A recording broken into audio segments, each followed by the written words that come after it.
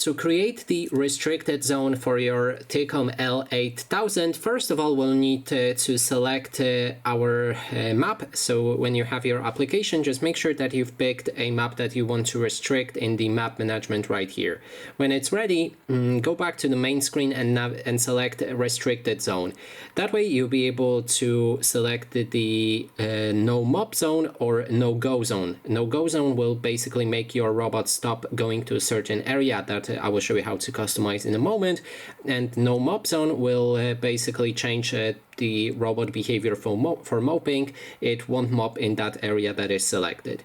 Now when you have your square with the area, as you can see it's red, we can change the size for that square.